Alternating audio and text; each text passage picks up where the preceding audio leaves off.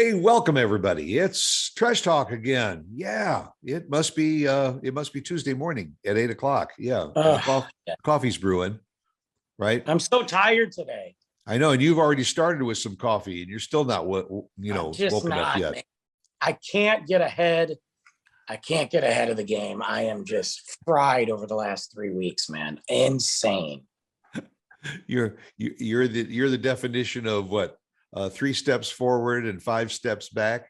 I don't even know if I'm stepping anymore. I might be levitating. I might be floating. But anyway, quick shout out. Sorry, I got to interrupt.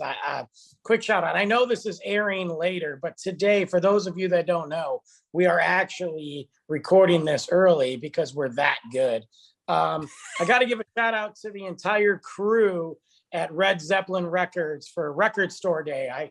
I hope it was a huge success, and I will see you guys later. That's all. Well, I will have already seen you guys, but I hope it's a good success. Love you guys. Anyway. Cool. Well, I'm a champion of all these national days. National Chocolate Covered Raisin Day and Deep Dish Pizza Day and all that kind of stuff. And I think that's pretty cool. Whenever you fall across one of those, and I'll bring it to the show, and we'll wish everybody that. So everybody still likes. Is that for vinyl records? Yeah, Record Store Day. We could probably do a show about this, but Record Store Day is such a cool thing because not only are you going out and supporting local record shops, but it's so many releases and limited releases and special releases. And the vinyl industry is huge. It's not dead. Yeah. It's grown. It died for a while. It seemed like it was gone for a while. And then all of a sudden there were some people that said, no, I'm going to keep my albums. And now all of a sudden it's a kind of a resurgence. Are they still doing turntables with stylus needles and all, or is the new thing laser? They do multiple. It all depends on what turntable you get. And I mean, you've got the collectors, you got the guys that have used turntables for a while, like myself, that you can go ahead and get a turntable that you've got to take that extra care of and all that. Yeah. They've got what I like to call dummy turntables for people that just, they like the idea of records, but they don't know much. Man, it's easy. Like, they don't scratch. Put a record on, play it. Some of them got the built-in speakers, which are okay. They're not the best. Yeah. And then they've got them where you can connect to Bluetooth. So you can connect to your Google Home or your Echo or something like that. Turn it into a concert hall. That's what I do. I used to have a really huge record collection back in the day. I probably had close to 500 vinyl records. I did too. And unfortunately, I got rid of most of them, gave them away, whatever. And then all of a sudden I thought, man, I should have kept some of those. I'm down to about 30 that I put on rotation that I listen to. And I probably got 100 is going to be an overreach, but I'll just close to 100 that I don't listen to. Just ones that I have that are, you're not going to find anymore. So I like it for the music. I like it for the collecting. And I just love the sound of a vinyl record. And those people at Red Zeppelin, those girls at Red Zeppelin in McKinney, Texas, phenomenal girls. They do a lot of cool stuff out there. So cool. That's my only plug. They didn't pay me to say it. I'm just saying it. But if you want to pay, I'm just saying. Well, hey, if you're into records and hey, maybe you say, maybe I should open up a record shop. Maybe what you ought to do is contact our good friend Irving Chung, and maybe you can turn your idea of a record shop into a franchise and make millions and millions of dollars. Irving is a franchise specialist. He can help you if you're interested in franchising a business, and also if you want to buy a franchise and get into that business. So, hey, at your convenience, reach out. It's a free call and a free consultation. And who knows, maybe someday you'll end up being a multi-million-dollar record store owner. Hey, whatever. Yeah. It's happened before. Well, so anyway, people are looking at the screen saying, okay, you guys have been talking about records and that kind of good stuff, but what's with all the dogs behind you? Well, or that guy. I got diverted. Well, which is really easy for us. It You is. know, it can happen just like that. But we started talking about the neighborhoods. Now it's getting into spring, and you walk outside the door, and you just, oh, it's springtime. You smell the flowers, you smell the bluebonnets, and you smell the dog poop. You know, because it's everywhere. And, Mhm. and I've said before, I still have had a hard time figuring out how somebody can take their dog for a walk and the dog takes a dump about 3 feet from a potty station, you know, and just leave it there. You know, in the wintertime, it's not so bad. You know, if a dog poops in the winter, within about 5 minutes, it's frozen. You know, It's a hockey puck. It's just sitting on top of the snow. yeah, that's right. And I feel I'm doing a service to those poor squirrels and animals that are stuck out there in the winter and got nothing to eat. So they're willing to go out there and grab up some of that poop. But come Squirrels are springtime, smart. man, when the temperature is like getting up to 80s and 90s, that poop going to sit there, and the only thing it's going to attract is flies. It's disgusting. And you bring, I mean, it's so bad. It's one of my biggest complaints when I see dog owners, because like kids, some people shouldn't have dogs, you know. You're absolutely right. They get the idea that they got this cute little fun. I'm going to take it for a walk, take my selfie with my dog. But they don't realize that this dog needs care. And some of that care is cleaning up after its poop. You know, I mean, and that hair is blowing around, and people that have allergies are sucking it in. it's bad. Well, and you know how windy it's been lately in Texas. So you just get that wind gulf like coming out of feces, you know, it's great. Yeah. I think my biggest pet peeve, and I think the worst invention ever, was the doggy door. You think so? Yeah, you know, people who are just too damn lazy to put a leash on their dog and take them for a nice walk and get a little exercise themselves, they install this doggy door, and that way the dog can just go out into the yard whenever it wants. Well, what does it do? It goes out in the yard and it barks and barks and barks and barks, and anybody else that walks past the house, they hear it, they smell it, they bark, and the homeowner is just completely oblivious to it. And so the neighbors have got to put up with the barking dog because somebody put. Hey, wait, you got to see this. Just a minute. Well, I don't have a dog, so what's that? Well, What is, it's a dog. speaking of dogs, this one just came in to see me. Totally looks thrilled to be on the show right now. Well, she knew she heard me say something about the dogs and barking and everything and thought, okay, maybe I'll You go know see what? Wait, I had a dog earlier this morning, but I kicked her out through the doggy door around 5 a.m. You put in just a little larger doggy door so the dogs can get in and out easier. Large. I am kind of snooty, but yeah. And you leave a little bowl of water right there by the door so they can get a drink before they leave.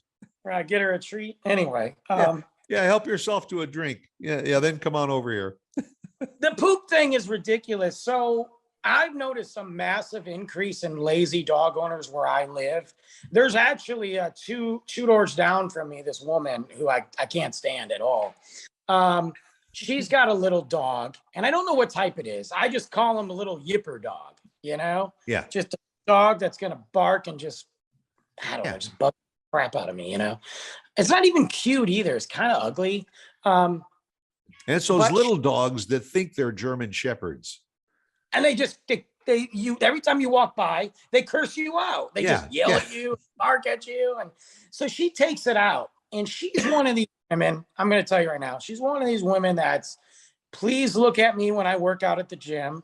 She probably doesn't really work out. She probably just stands there. A lot of extra work done on certain areas of herself. She likes herself. So she takes the dog out. I've seen it poop everywhere, sidewalk, street, and she just walks right over it. Just walks. Well, I think maybe because if she bent down or something, it might undo a right. a tuck or something there. Something might fall out. Or crack. But I've heard people yell at her too. I've heard people, I literally saw this guy who was walking his own dog, and I was in the garage cleaning, doing some stuff, and I heard the dog barking, and I'm like, oh my God. And I look out, and this dog dropped it right in the street. Guy walks by and he goes, hey, you forgetting something? And she just looked at him. She's like, no. Like, I don't want to accidentally step in your dog crap. Plus it's gross. There's bags everywhere. There's stations everywhere. They make it really easy. Not to mention, you know, dog poop does carry like germs and disease and like, yeah, it's, I can't hear you at all. I don't know what's happening, but. Am I there? You're there. Yeah. Stuart was yelling. Like, we had to mute him. I paused myself. My whole life was put on pause.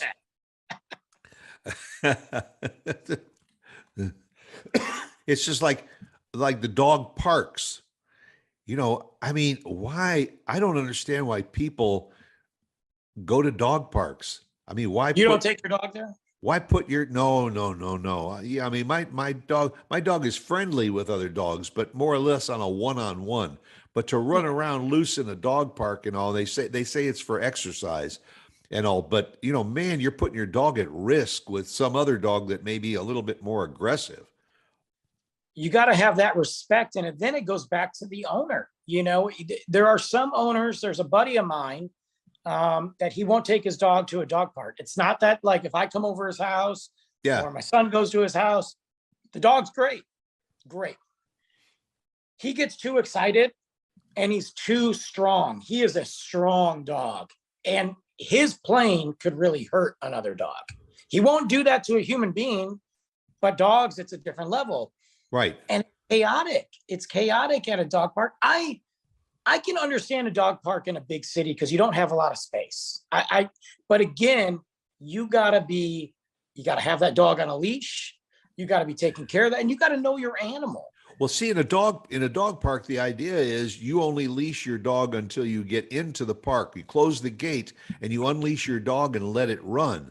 I can understand it, but you have to train that dog before you go into that dog park. So just in case there's another dog, you've got a whistle, a particular call, and your dog will immediately come back to you. And yes, people do it just well, you know, I got this maniac dog. I'll just take it down to the dog park and let it run itself into the ground, then take it home and it'll sleep all day. They do the same thing with kids at the park. Trust me. My wife does the same thing with me. Well, that makes sense. Except she's been trying to drop you off at the park for the last 10 years. Right. Yeah. I've put on a little bit of weight, so she had to make a little larger doggy door. Right. I went to a place a couple times, and I think it's at that weird border of like Louisville and the Colony and weird. It's I don't know what it's called, but I think it's like Austin Ranch or something like that. I don't know. Don't ask me, but it's called the Shacks, and it's literally looks like a bunch of shacks, and they've got different like food stalls in there. Right. Yeah. And it's a huge dog park behind it that's connected to that place is amazing. And I took Luke, not to the dog park, but although he did like hanging out there, but I took him, and I was watching the owners there. And I got to tell you, from the staff, from the owners, they were making sure that like when they saw somebody, oh, now I disappear. What's going on this morning? They made somebody put on a leash because the guy was just walking his dog into the dog park without a leash. And I'm like, no, you have to have a leash. I've been to that park. In fact, it's two parks because it's split it in half, and one half is like for dogs under 30 pounds and the other side is for over 30 pounds. It's a good park. I really enjoy. I had fun too, because here I am drinking a cappuccino. Luke's playing on the play. Like they have a little playground area. He just got done eating. And then they had live music. Like it was just such a really cool vibe there. But I think it's cool that they're doing more and more stuff like that for animal owners. I really do. Yeah. And there's, now that we're getting into the warmer weather and everything, a lot of restaurants have outdoor dining and all, and they allow pets there too, as long as they are leashed and under control. So your dog can come in with you and sit. They'll even provide a bowl of water and all, and that's a pretty cool thing to do. A lot of the local breweries are big supporters of animals and stuff like that. Yeah. And they'll do a lot of events with dogs. So you can go to a brewery and they're outside drinking beer, hanging out with the dogs. It's a couple of the breweries actually made dog beer for the dogs. Obviously, there's no real alcohol. But it's all stuff for dogs to make them feel better and have fun. There's actually a food truck, a dog food truck. Really?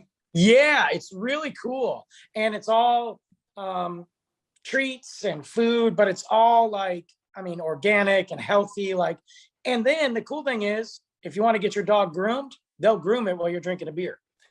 Yep. I think it's cool. I mean, that's a big business in itself, is mobile dog groomers that come to your house, just park in the driveway, and you put the dog in there, they groom it and everything, and they take off. Makes it a lot easier. You don't have to drop the dog off and go pick them up. And that's pretty cool. Yeah. My background here, I got a kick out of it because, I've seen on TV every once in a while, they talk about people that look like their dogs, Yes. like this guy over here on the right. I mean, that's, and you always see, you were talking earlier about the woman that's got the big frizzy hair. She's always walking a poodle. Always. Like, is there something to that? There's got to be something to that, right? Yeah, there's got to be some psychological. or you get the somebody that's got like the Tina Turner hair or something that's got a little Shih Tzu, and then people that love to dress up there. I mean, I have to admit, in the wintertime, or rain, I do have a raincoat for my dog, and I have sweaters for the dog to keep her warm. And sometimes people think I'm a little bit crazy. My wife thinks I'm a little bit crazy. We all think that. Yeah, well, yes, and you're all 100% right. But I mean, it just kind of goes with, people don't do that with cats. I mean, cats just, they go wherever they want anyway. Yeah. But I always thought, if I ever come back again, if I'm ever reincarnated, I want to be reincarnated as a poodle, a male poodle. You know what? Why? You know why? No. Because they breed them with everything. I mean, you got golden doodles. You got they'll crossbreed a poodle with a Shih Tzu. Where it's like, I just want to come back as a dog hoe. Yeah, that's like my dog's breed is a cockapoo. It's a cocker spaniel and a poodle.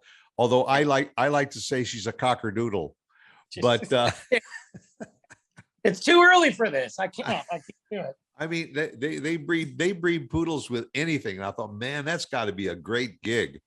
Not really. They just put them in. They line them up and just. Yeah, I mean, I'm going down to the dog park. I'm gonna find myself a bulldog, and I'm gonna be a bull doodle or something like that.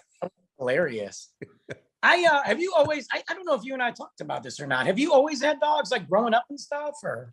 When I was growing up, I did, yeah. And then finally, when the kids were off to college, the last dog died, and we went like 15 years between dogs. Oh, really? Yeah. But I grew up, we always had a dog. I mean, everybody had a dog. And when I was a kid, that was one of the things. You used to go out in the morning before school, and you'd walk your dog, and you'd see all your buddies out there walking their dogs. I never had a dog. Take the dog home and say, okay, I'll see you at school. Yeah, I didn't have one growing up. My parents didn't really like animals that much. I think as they got older, they did. It wasn't that they didn't like animals. I think they just don't want to deal with it. Well, it was an extra expense. Definitely. But they only had one kid forever. Like, give me a break. Yeah. I got a neighbor around the corner that's got a Great Dane. I mean, they must have a tremendous food bill. I love those dogs, though. Yeah. I love those dogs. Oh, Luke would love this dog because this thing is the size of a horse. Yeah, and they're, you know what they are? They're the size of a horse, and they've got the demeanor of a little calm puppy. Like, they are the best. Actually, we saw one the other day. We went to somewhere in Frisco, and a girl was walking one, and I was like, man, I love that dog. She's like, yeah, he's 6 months old. Wait a minute. And you know, he's the girl was walking the dog, or the dog was walking the girl? might have been both. I don't know. I was watching both. That's all I know. And so Luke and I stopped to go talk to the dog and the girl, and he was petting it, and that dog immediately just laid down and like, because Luke was a little, you know, like, whoa. But Yeah. those Great Danes are beautiful and they're so good. But the problem is they just don't live long. Yeah. You know, that's sad, man. I wouldn't want to see that, you know. Yeah. And I mean, there's some people that if they like the breed, they just get one after another. They're just so expensive too. I did have a dog later in life. I had to give it away. Well, I don't think I had to give it away, but we're not going to go into that conversation. I'm still sore about that from like 3 years ago, 4 years ago. It's one of those things I haven't let go. I probably won't either. But my dog is doing fine. Like, I see pictures of him. I know who has him. He is living the lap of luck. Like, he is, I mean, he's spoiled beyond anything I've ever done. And I did a lot, but he was cool. And he was like a Shih Tzu mix. With what, a poodle? I don't know. I went, short story. I went to a party, and the guy's house that we're at, he was going to be a cop. He was a cop, but he was going to be in the canine unit, and he had to bring his dog home, and he couldn't, while he was training, he couldn't have another dog in the house. So they were going to get rid of him. Well, I spent the night there because I couldn't drive. And this dog just slept in the bed with me. And I woke up and I was like, I'm taking your dog home. And they were like, take him. We would rather have him go to you than anybody else. So I took him home, and he just became my little buddy. Yeah. And yeah, I don't know what he was mixed with, but it was a Shih Tzu mix. Great dog, though. Great dog. Didn't bark. Awesome. Yeah. I think a poodle and a Shih Tzu is called a poo shits. I think he was a shithead. Well, and a schnauzer and a poodle, that's a schnoodle. I mean, I can't take that seriously. The more they come up, and the more I see all of these crossbreeds, the more I want to become a poodle in my next life. Hey, what do you do when your dogs go on vacation? Do you don't board them? You take what do you do? No, we just went away a week or so ago, and all we have this lovely woman comes in and stays at the house and Nice. just keeps the dog on its routine. I mean, there's some dogs that just love going to the breeders and everything because they're around other dogs, and they also let them out in the yard and let them run around. You know, my dog's too much of a lap dog and all. And sometimes when we go away, we just take her with us. You know, just go on a road trip. Most of there's lots of dog friendly motels across the country too. They allow them. Well, especially nowadays. Nowadays, a lot of them have changed that way because they're still recovering from the business aspect that they lost. Yeah. I used to take mine. His name was Chewy, and I used to take him. We would take him camping. He loved it. He just sit in the car and chill, you know, on some lap somewhere. The only time I ever put him somewhere overnight was when I got married. That was it. It was one night. Otherwise, I'd take him with us, or I'd have somebody come to the house. You know, that's it. I mean, that's the fair thing to do to the dogs. Well, yeah, it was great. I know I'm going to get a dog one day. I know it's going to happen. Like I said before, my son's. I don't think it's going to be your decision. I think it's going to be Luke's. Yeah, my son's obsessed with an old dog, an old big dog. He's been focused. He said, I'm going to get Sleepy Dog. And I'm like, what is Sleepy Dog? He's like, that's his name. And I'm like, well, I already like this dog. Okay. Yeah. But he wants an old dog that's big, that's sleep. I think because he got obsessed with this farm dog that he met. And it was an old, big farm dog. And it was great. Just hung out with us. But I'm like, good God, you know what happens if they get older, buddy? Like, the result is not necessarily good for a youngster unless you're ready to go out and get another one right away. Or as an older dog, I think it's a good idea that if you really like dogs, want to always have dogs around kids. As you get an older dog that starts to get a little sickly, maybe a little arthritic and all, it's a good idea to bring a puppy in at that time. That will keep the older dog a little bit younger, and also it's a much better transition when the older dog passes. I think that's my biggest problem too, is, man, I don't want to deal with the passing of an animal. Like, I have my cat right now, and he's been around for 10 and a half years. Yeah. He's great. I mean, he's got a couple issues, but nothing big. We got him worked out. He had some real bad allergy problems. It was awful. But I changed his food, and all of a sudden it's like, he's perfect. Like ridiculous. He's great with the kid. He's great with Luke. Always been great with Luke. He used to sleep by Luke's door when he was a baby. And then when Luke got up, and when Luke's upset or sick, that cat's curled up right next to him, which is kind of unusual for a cat, because you normally be like, get out of here. Yeah. So when that one goes, I'm like, dude, I don't want to find another one and go through the process again. It's like a wife. I don't want to find another one and go through that process again. It's, at least the cat I can, clean up after it pretty relatively cheap. With a wife to clean up, it's thousands of dollars afterwards, That's right. And it never stops. Uh-uh. And they live to be 120. And the alimony keeps going. God, I know. Well, all right. Well, we'll run off. We'll try and decide what we're going to talk about next week. And all. I got to go walk the dog right now because I like dogs. That's it. Catch you Dogs. next time.